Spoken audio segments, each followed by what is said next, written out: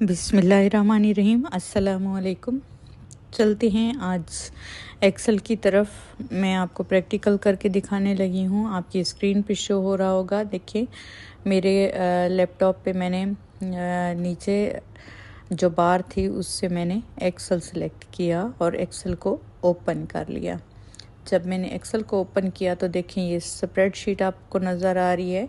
Vertically column है, ABCD से जो डिनोट किए जा रहे हैं और 1 2 3 से हम जो है किस चीज़ को डिनोट करते हैं, रो होती हैं हमारे पास।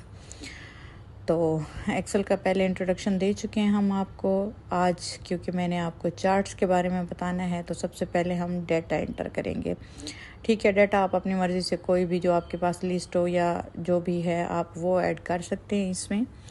तो सबसे पहले जो है डेटा हम इंटर करते हैं। मेरे पास हैं Apple, banana, mango and orange. मैंने 4 चीज़ें ली हैं। फिर नीचे जो है हम इनकी क्वांटिटी जो है लिख लेंगे। आप 3 भी ले सकते हैं, 2 भी ले सकते हैं, जो भी है आपके पास, या इससे ज़्यादा भी हो सकती हैं।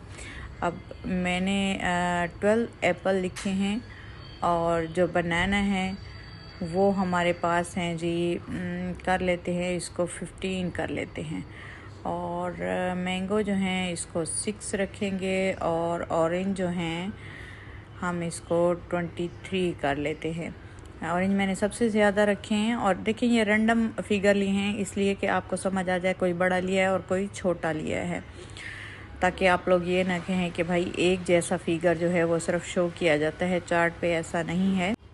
डेटा लिखने के बाद हम इसको सिलेक्ट कर लेंगे। मेरा कंप्यूटर का माउस पैड काम नहीं कर रहा था तो मैंने Ctrl+A अपने कीबोर्ड से दबा दिया है, तो जो है वो सेलेक्ट हो गया है। आप जो फर्स्ट सेल है उसमें जाएंगे, Ctrl+A दबाएंगे अपने कीबोर्ड से, तो पूरा का पूरा आपका जो टेक्स्ट है वो सेलेक्ट हो जाएगा। अब आप ऊपर देखिए बार्स में जो है हमारे पास टूल बार है, वहाँ पे फाइल है, होम है, PDF है, इंसर्ट है, ड्रा है, पेज लेआउट है। हम इस पे काम करेंगे। मैंने आपको बताया था जो भी चीज़ हमें चाहिए होगी हम टूल बार से लेंगे। टूल बार में जाएंगे, वहाँ पे इंसर्ट है, वहाँ से मैंने प्रेस करेंगे तो वहाँ पे देखें रेकमेंडेड चार्ट शो होता है। रेकमेंडेड चार्ट पे क्लिक करेंगे तो हमें जो वाला चार्ट चाहिए होगा वो हम खोल लेंगे। फॉर एग्जांपल मुझे पाई चार्ट चाहिए जो गौर सर्कल वाला है। मैंने पाई चार्ट पे क्लिक किया। देखें जैसे ही मैंने पाई चार्ट पे क्लिक किया है तो पाई चार्ट के ऊपर सारा जो डेटा है वो शो हो गया। मैं ओके पे प्रेस करूँगी तो देखिए हमारी स्प्रेडशीट के ऊपर पाई चार्ट शो हो गया है, जिसमें एप्पल, बनाना, मैंगो और ऑरेंज दिखाए गए हैं। ऑरेंज जो है येलो कलर से शो हो रहा है क्योंकि ऑरेंज की तादाद हमारे पास ज़्यादा थी। और बनाना जो है ऑरेंज से शो हो रहा है और मैंगो जो है ग्रे से शो हो रहा है और एप्पल जो है ब्लू से शो हो रहा है। ये जिस तरह हमने क्वांटिटी दी है उसी तरह ही उसने शो करवाया है। अब आगे नेक्स्ट चार्ट सेलेक्ट करते हैं जो कि हमारा बार चार्ट है। मैंने आपको बताया था जो वर्टिकल लाइंस होती हैं वो हमारी हाइट के अकॉर्डिंग शो हो रही होती हैं वर्टिकल चार्ट पे। ये हमने बार चार्ट सेलेक्ट किया हुआ है। तो मैंने आपको बताया था हमारे जो बाजू हम अगर खोल लें दाएं बाएं, जिस तरह से हम खोल के ठहरे होते हैं, इस तरह की जो लाइंस होगी वो होगी हमारी। अगर हॉरिजॉन्टल आपको याद नहीं होता तो वो बार चार्ट के लिए आप लोग याद कर लें। यानी हमारे बाजू जब हम खोल लेते हैं तो ये एक बार बना लेते हैं। देखिए अब इसके ऊपर भी डेटा शो हो रहा है जो हमने पहले सेलेक्ट किया हुआ था। सेम वही डेटा है हमारे पास। आप कितना भी आपके पास डेटा हो तो उसी हिसाब से जो चार्ट के ऊपर खुद की लाइंस लगी होती हैं, यानी ये जो चार्ट है ये आपको डेटा तो शो करवाएगा बार्स की शक्ल में, लेकिन जो लाइंस हैं इनका डिफरेंस देखें 0 2 4 6। अब आप लोगों को अच्छे से समझाने के लिए मैंने एक कम कर दिया, यानी कि डेटा में से मैंने अब 3 चीज़ें रखी हैं, एक जो है वो कम कर दी है। तो देखिए आपके पास 3 बार्स शो हो रही हैं।